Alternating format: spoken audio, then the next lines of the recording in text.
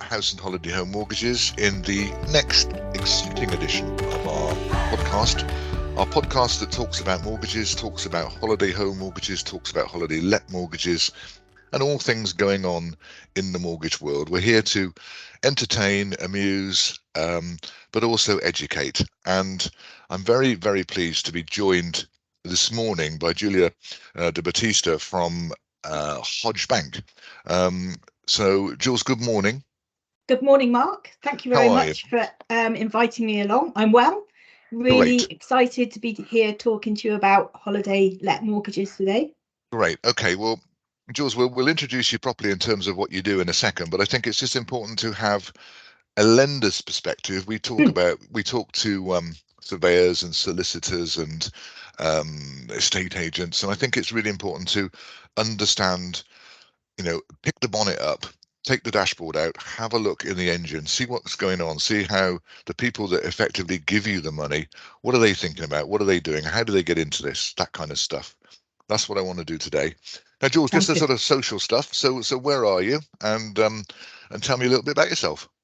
Yeah, so where I am in the world is in lovely South Wales, which is where Hodge Bank are as well. So we are a Welsh lender, but with a national reach. So we lend across England, Wales and Scotland. And for me personally, so I've been in the mortgage business for quite a long time. I've done quite a number of roles through advising like yourself, Mark, underwriting, product development. So pretty much that end-to-end kind of customer journey. So for me, I think, it's really important to understand that journey and that the customer is at the heart of everything that we do. Brilliant. Thank you. That's absolutely fabulous. Just a little note, ladies and gentlemen, I've been trying to get Jules out of Wales back into England, but it's failed. She doesn't even want to come out now. So my whole campaign, I had to tear up my posters. I had to burn my placards. Jules wants to stay in Wales. Fine. Brilliant. It's a lovely part of the world. What can I say? Well, I must tell you that Mr. Stallard Jr. went to North Wales and he liked it very much.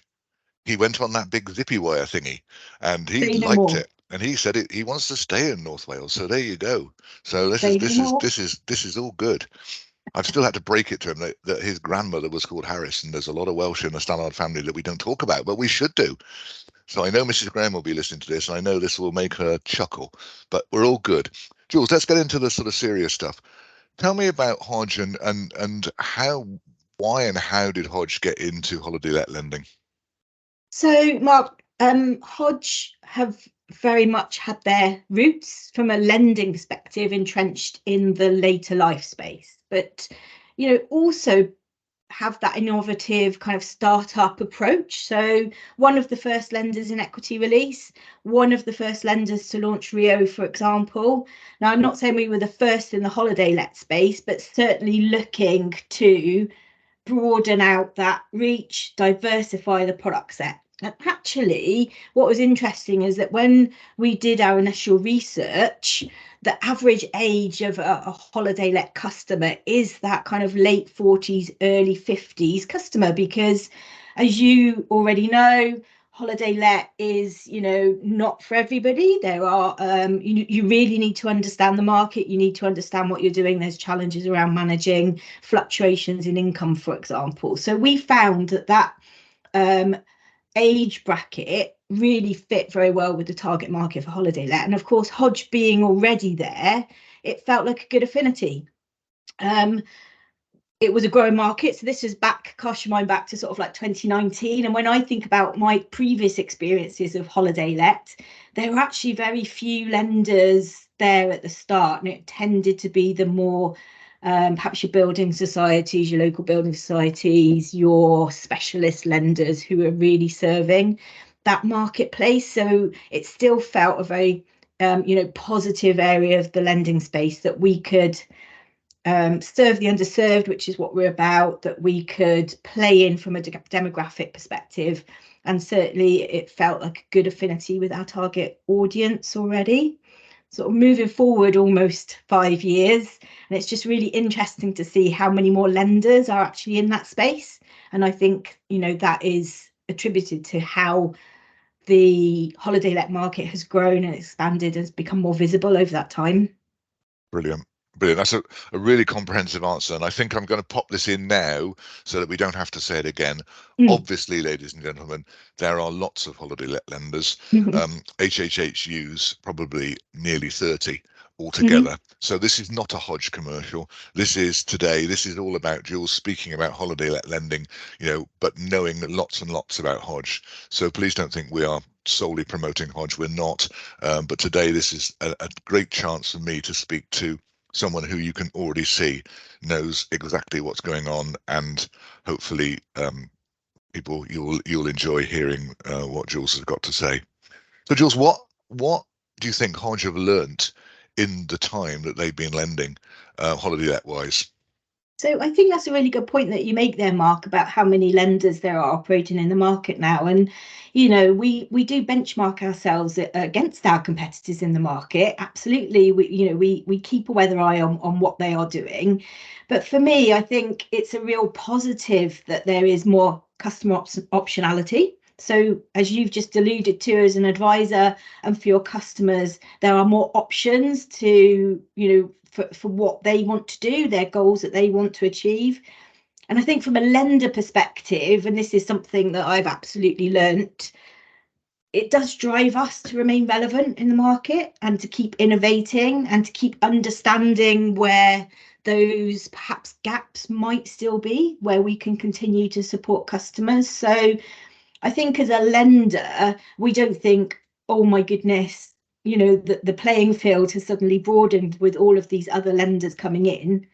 Well, we do a little bit, but I think we still have that positive view that there's a lot of business out there. Is still a growing area of the market. And, we've just got that really big opportunity now to understand our brokers, to understand our customers, and to be able to support them in those longer term goals with what they actually want to achieve. So for me, from a product development perspective, that's exactly where my mindset is. That's exactly where I feel that we need to be, and that we need to keep going and keep innovating and keep making changes to adapt to the target audience.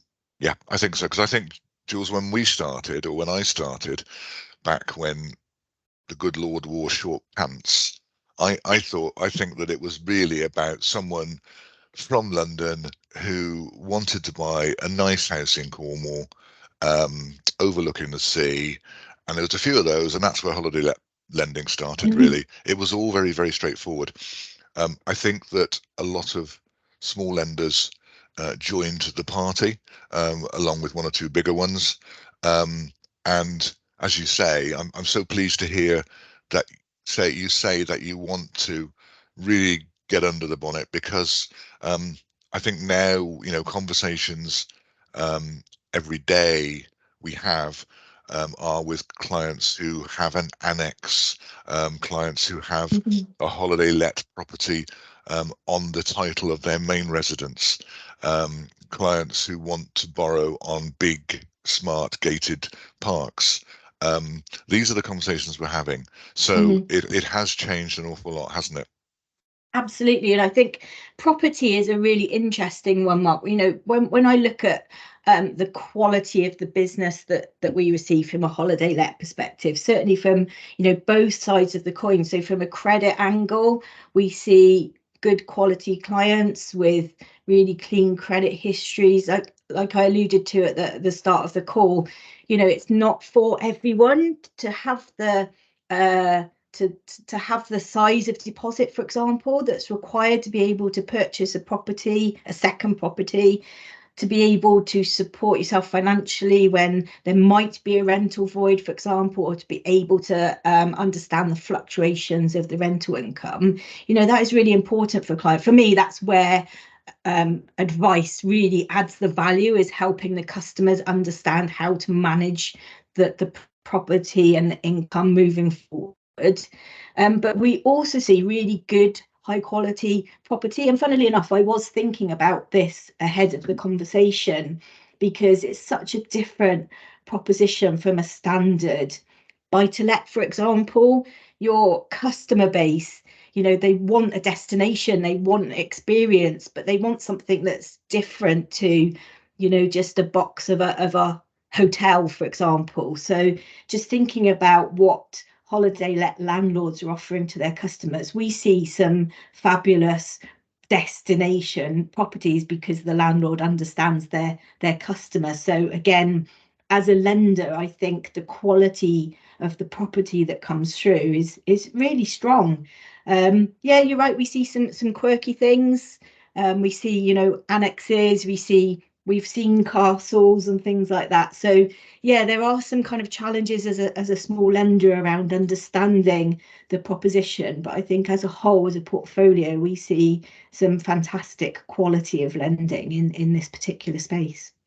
Great. And have you got any amusing tales about any sort of particular unusual or different inquiries you've had? That's an unfair question, but I'm going to throw it at you.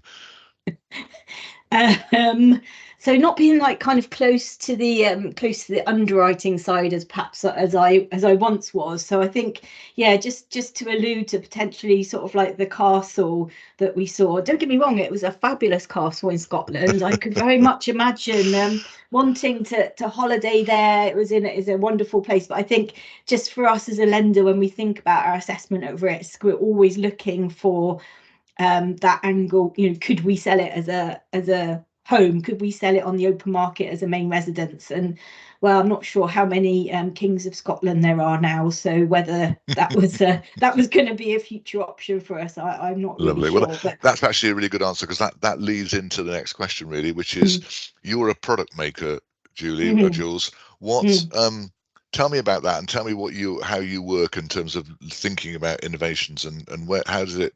I think this is relevant to perhaps a customer listening in who's thinking, you know, should I do this?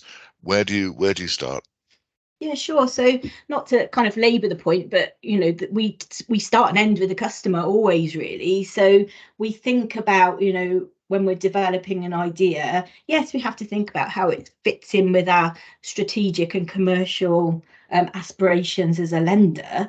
But at the end of the day, we need to have that vision of what our end customer looks like, what they want, what their hopes and aspirations are, what they're going to pay for the product, you know, all of those things. So we start with the customer, and then from there we do an awful lot of research. We've got a really great insights team at Hodge. We're very lucky that, you know, we're able to really get into that detail of the quantitative and qualitative data. But I think for me as a product developer, the most important step of that initial discovery is actually talking to our brokers. As you know, Mark, we talked to you guys at length prior to launching into the holiday let market. You know, you gave us that real granular insight into what your customers tell you, what you see every day, what other lenders are doing, what they aren't doing, what, you know, what we could do better. So, you know, we do start with that kind of desktop research, if you like. But for me, talking to the people who actually do is the most important part.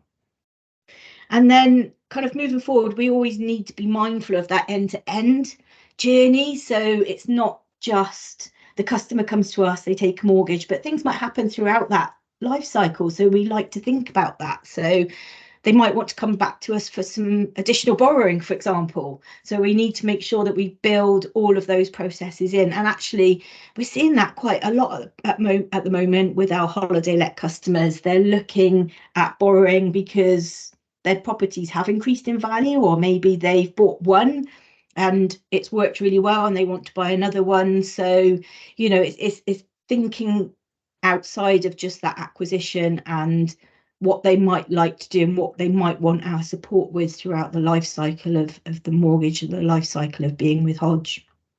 Okay, brilliant. Now, I'm going to pop next door because there's one or two little elephants in the room next door, and I just want to bring one or two little elephants in here. Just stuff that's happening at the moment. I think things that are important to talk about. So let's just talk a little bit. So very much from a customer perspective, which you're very good at alluding to. Licensing. What do we understand about licensing? Is it a worry? Should we all be running for the hills? Tell me about licensing, Jules, sorry. Yeah, so because we lend in Scotland, I think Scotland have been ahead of the game. And you can kind of understand it. I don't know, if you've ever visited Edinburgh. I think, there is a limited amount of property there, and I can completely understand the viewpoint of, providing homes for local people, not just for ownership, but for the private rental sector as well. So, I can understand it, but I think the key from a customer perspective, certainly in my opinion, is that they do get that specialist advice again. So we very luckily got some strong legal counsel in Scotland, and they've really helped us to get under the skin of it and to understand what the licensing means, not just for us, but for the customer. And we have put some additional measures in place. And again, we have worked very closely with our broker firms in Scotland, because they will also support customers through what potentially could be a minefield. But I think for me, the key is going to be understanding the regional differences, even the regions within the regions. So, for example, I know that Brighton have looked at restricting new builds so that they're only available for local people. There's been much talk around the Whitby kind of area, and again in Wales, that there is already some legislation in place and probably more to follow. But I think, again, for me, it's the customer just ensuring that they go into the investment with their eyes wide open, and that they obtain some advice, some strong advice, both from the financial side and from the legal side. Yeah, because I think Jules, absolutely right. We can't have a country completely overrun with holiday lets and Mhm, first time buyers all intense. That just doesn't mhm, work. And I think on the counterpoint to that as well, I know people in Cornwall have told me that they and people who um, help the homeowners in this sector. mhm, The concern they have, of course, is that you could turn a small village into a ghost town mhm, if you stop second homes, mhm, because holiday homes and holiday lets, it's about the pub, it's mhm. about employment in the pub, it's about employing cleaners, it's about employing changeover staff, in gardeners and everything else. So they do give a source of income, don't they, and a source of employment in these areas. Absolutely. I think it's about not having a knee-jerk one size fits all reaction and Yeah, taking a balanced view. And yeah. again, as a lender, we will look at kind of our concentration risks, and we'll balance that for across our portfolio. So we should probably look to do something similar as a country, really, in as much as you've just alluded to, Mark. Some areas are more attractive as holiday destinations, and it is still important to provide affordable housing for people who live in those areas, but not at the detriment of not of hospitality. Yeah, and I think that it is a very important part of our sector now. I mean, Mm. anybody who's stood in an airport, Mhm, taking their belt off and their shoes off and mhm. emptying their liquid and goodness knows what, I think sometimes you think, Yeah. is that holiday in Costa wherever, is it actually worth all the hassle? Whereas we can go and get an electric car, drive down the M5, spend 2 weeks in the most beautiful part of the country, or across to to Pembrokeshire or wherever. So it is important as well. I think it's really important for the country. And I think Okie dokie. Go on. even from a cost perspective, I think the view from previously was that a package holiday abroad was a more cost effective holiday. But talking to some of my friends who've been away, particularly stateside this year, the cost of holidaying abroad has increased significantly, and we are in a cost of living crisis. So to be able to take some regular short breaks away in this country, I feel is probably advantageous to some people who perhaps wouldn't ordinarily get a break, and they do want to have a holiday with their family. Okay, so before I pop the licensing and regulation elephants back in their little Mhm. cage, your message then simply is basically research, read, and take advice. Yeah. Absolutely, yeah. Just make sure that you fully understand your requirements, your obligations under, Yeah. legal regulations or what that looks like. Absolutely. So is your understanding, if I'm asked one specific, is your understanding in Scotland that you have to have the license before you buy the property? So it depends where you are. So Edinburgh in particular, you have to have at least applied for the license. Right. Okay. So this is there's the specific Mm, coming in, isn't it? It's all different, mm, as you say, region by region. absolutely. Yeah. Okay. I Okay. think Well, that's the challenge, is that the regional differentiations, and particularly if you are, a landlord with perhaps a number of properties around the country, I think that's probably even more important to make sure you do the research. okay. Now, if I'm a buy-to-let landlord, I'm starting to hear lots of stuff about EPCs and making my property energy efficient by a certain date, Mhm. etc., etc. Where are we with EPCs and holiday lets? So it depends who you talk to, I think. Um, so from our perspective at Hodge, the regulation is very much so that holiday lets are not currently within that buy-to-let EPC. Um, However, will that always be the case? If I'd put money on it, I think I would say at some point it will become a requirement. But look, I think it's going to become a requirement for all property.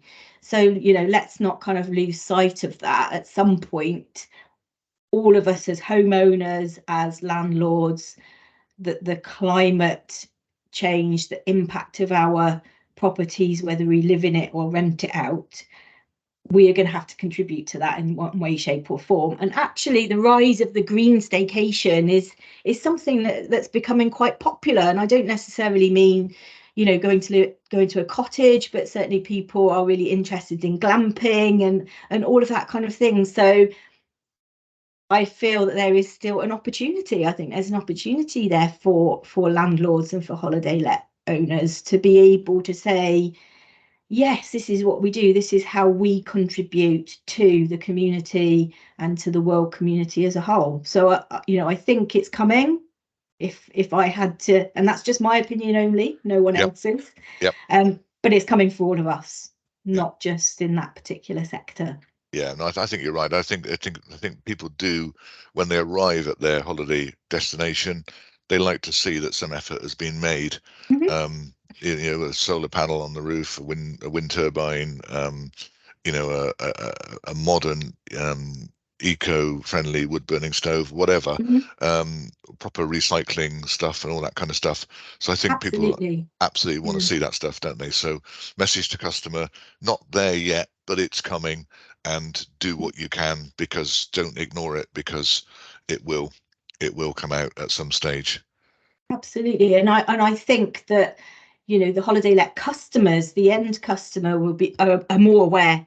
I mean, I think, from my experiences, how nice it is when you get there and there's some local produce, that's just come from up the road. So, just those kind of touches, I think, are really important, and they just add Yeah, something to the local community as well. absolutely, absolutely.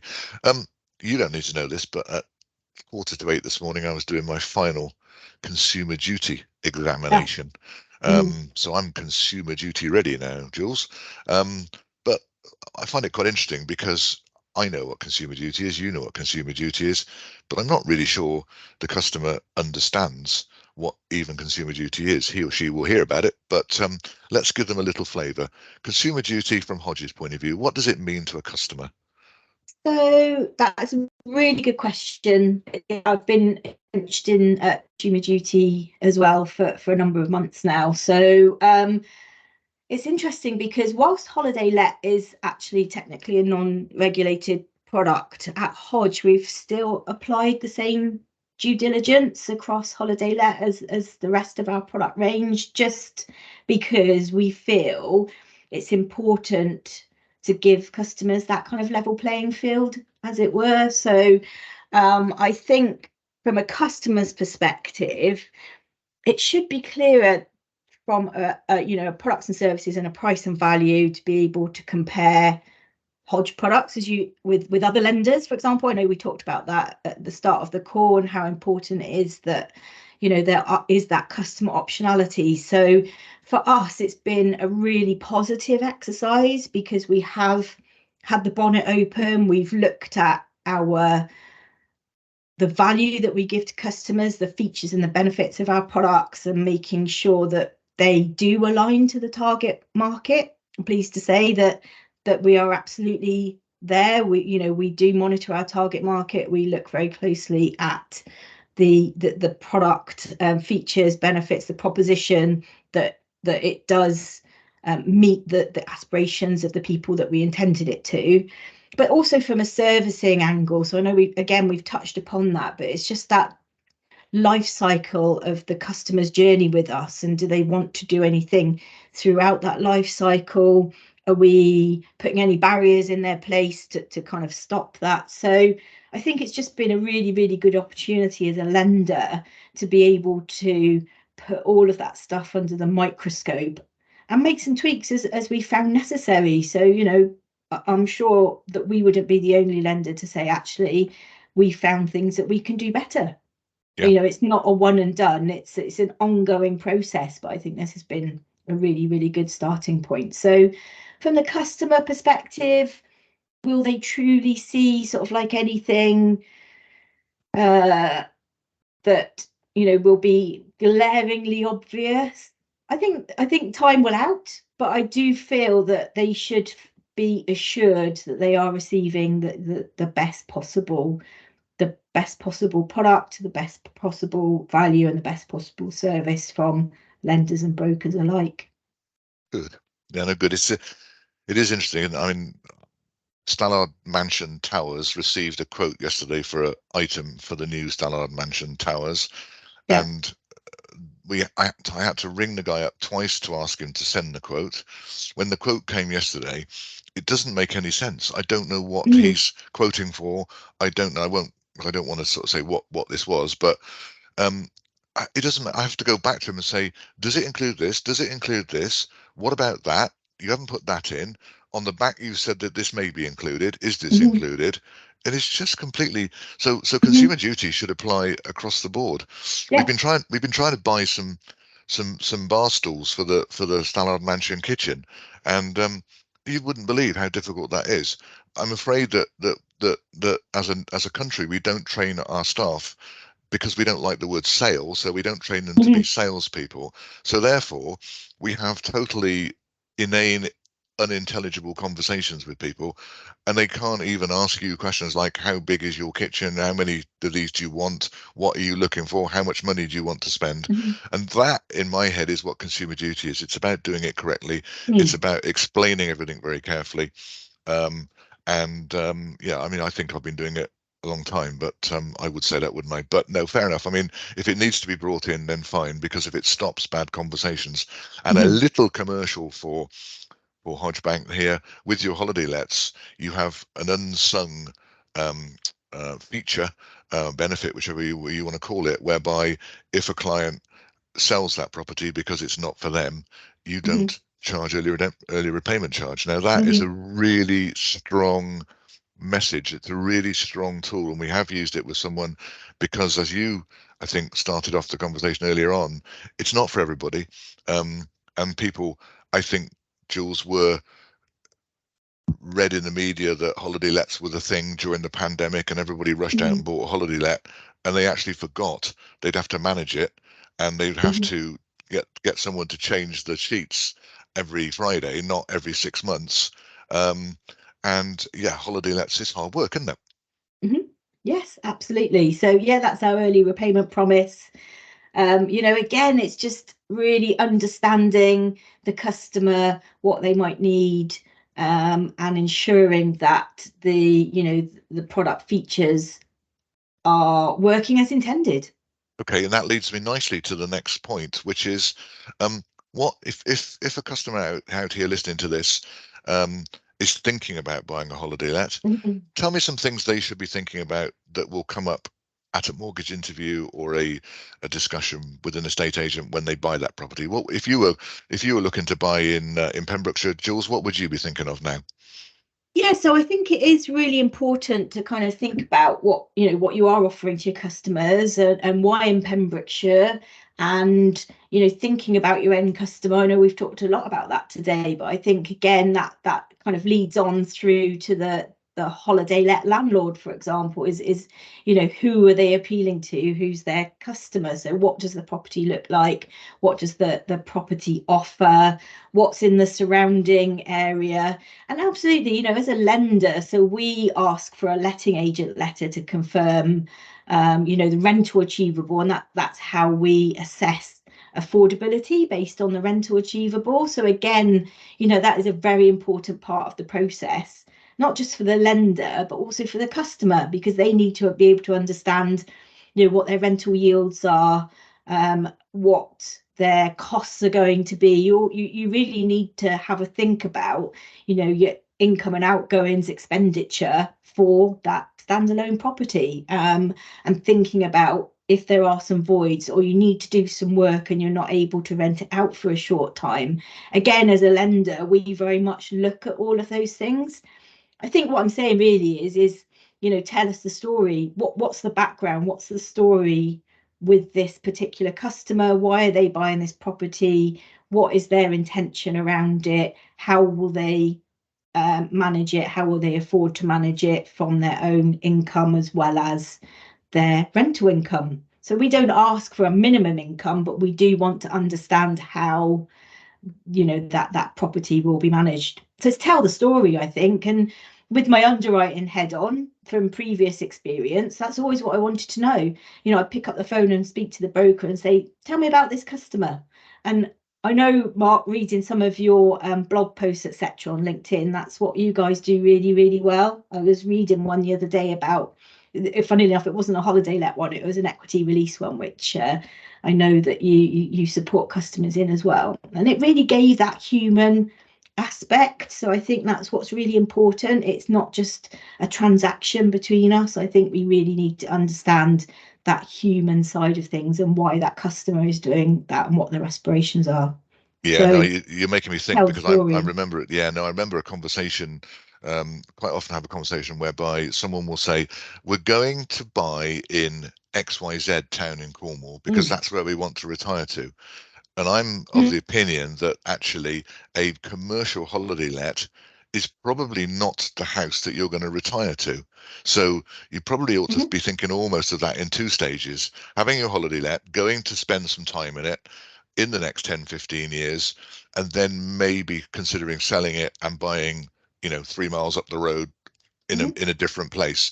Because a holiday let in exciting, flamboyant, busy Newquay is a very different prospect to a holiday let in a tiny Cornish village where there is no shop, no pub, and actually might not attract a Cornish holiday maker. So very, very different. And I also remember, Jules, I have to tell you a little story. I When I first got into this, I went to a seminar with one of the big holiday letting agencies. They invited me to come and speak to prospective new customers, and I learnt that company set up because said owner of company once went to a holiday let in a very excited fashion in a very large black Range Rover, and they backed black Range Rover into the drive of said holiday let property in southern Cornwall, and then they couldn't open either door of the Range Rover because it wasn't big enough. And they realized their whole holiday was a complete, not disaster, but they had to park the car somewhere else so they couldn't get out the bloody car. So that's a story, and that's what made him set up this holiday letting agency and be honest to the customer and show the customer exactly what you were getting for your money.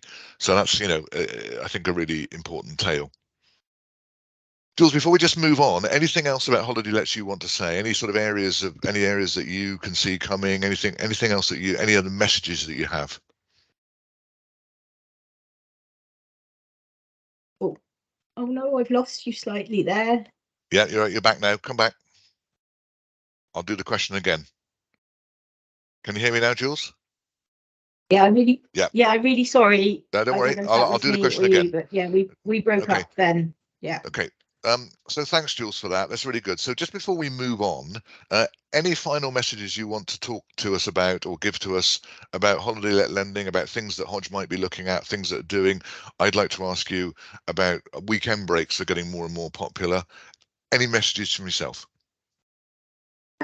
So I think, there is still, despite doom and gloom, which I know we love to talk about in the UK, and there is a lot going on. Absolutely, the economy is kind of crazy. We're really feeling it as lenders. Oh my goodness, I can't imagine what brokers and IFAs, etc., are feeling right now. It's all very, very challenging. But I still feel there's an opportunity. But I think just as an industry, we just need to come together. So for me, these types of conversations are just really great that I can talk to, our strategic intermediary partners with a common goal to support our customers. And I think as an industry, that's what we need to be doing more, not just in the holiday let space, but in the lending space overall. What we're seeing at Hodge is that customers' incomes are becoming more complex. People are not perhaps doing that 9 to 5 PAYE kind of job anymore. So yeah, let's just be having those open and honest conversations about how we can all support the customers achieve what they want to do with, with the best options available to them. Okay, brilliant. That's really good. And because actually, I saw on a broker Facebook forum the other day. Lord forbid that I'm reading such stuff, but I saw another thing. Someone described you as the Hodge Building Society. Can you just tell us who Hodge are? They're not the Building Society. No, so we are Hodge Bank. So we're a Welsh-based bank, and we were set up by a gentleman called Julian Hodge, and it is still family owned, but we are 79% owned by the Hodge Foundation. So we are a charitable foundation. So that is our key purpose, really, is using finance for good. Our mission is that all of our profits go into the charitable foundation, which we then give back to predominantly the local community, but wider. We do support a lot of mostly local kind of charities, etc. So we are very much a bank. We are still very much family owned, and we are owned predominantly by the Hodge Foundation. No, it's really good because I think people hold banks in not good esteem sometimes, and there's headlines in the last week about some of that stuff, isn't there? So it is really good to know seriously that the money is going to, the profits are going to charity. So it's really good. Let's finish up because a really big strong area that you're good at is the later life lending. You'd be surprised. Well, you wouldn't be surprised because you know this stuff, but lots of people ask me, Mark, is it even possible to get a mortgage after I'm 60 and that kind of stuff? So do you just want to talk a little bit about the opportunities there for people to borrow later life? Yeah, absolutely. So a couple of kind of stats really. So first of all, the retirement interest only mortgage, has just turned 5 this year, and we were one of the first in that space. So it's been a bit of a slow burn, as you can probably imagine from the market industry stats, but we are actually starting to see some traction there. So I think in terms of the mortgage industry, 5 years is probably not that long a time for a product to kind of embed and for brokers to understand it, and certainly for customers to become aware of it. So yeah, I think watch this space for the Rio, for example. But I was also doing some research for a presentation the other day, and a very interesting statistic I thought was that in 2021, so slightly historic, but 53% of lending in 2021 was to the over 55s. So for me, there's a couple of angles there. First of all, it is interesting that there is still that availability to the over 55s, and that people are living longer, they want to stay in their homes longer, they are working longer. That is absolutely something that we see a lot of at Hodge and that we discuss quite a lot. But also I feel that there is still that challenge for the younger demographic to be able to get onto the property ladder, not just from saving a deposit, but there are also affordability constraints as well now. So again, I think when I think about the industry joining up. I think there's also an educational piece from that kind of intergenerational support from both ends of the spectrum, the later life and the first time buyers getting on the property ladder. So I think for us at Hodge, we're quite well placed to be able to support that. And that is absolutely something that we're keen on progressing, that kind of education piece within the intergenerational lending space. Yeah. If you're senior years, you can borrow money.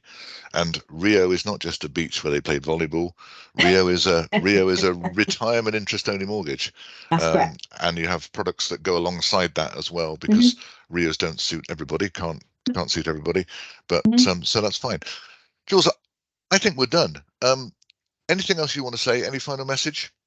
No, but I'd love to come back and talk to you about the later life space. I know it's something that that you're looking at doing, so we'll do that. really getting involved we'll do in. that. And I'd be very happy to come back and talk to you again if you have me. I've really enjoyed shooting the breeze with you today, Mr. Stallard, as always. So thank you very much for having me on the podcast, and always happy to come and talk to you again. Oh, that's absolutely brilliant. I've had to be relatively well behaved today, so Jules, thank you very much. Thank you, Hodge, for giving up your time. There are other lenders in the space. I should say that, of course. Anybody in the property industry who wants to come on and talk to me about property, about tax, about surveys, you're more than welcome. If you've enjoyed the podcast, please send me money, send me chocolate. Absolutely brilliant. Thank you very much indeed. Thank you, Hodge, for all you do for us, because at the end of the day, it's about putting someone in a lovely home. I've stayed in one or two of those homes that we've lent on, and I've thoroughly, you can see it's lovely to see the end result. Someone really enjoying it, someone doing well, making some money. There's nothing wrong with that. So it's really great. And thank you for all you've done, and thank you for your team. Thank you. Thanks a lot. Thank you, Julia de Battista. Bye-bye.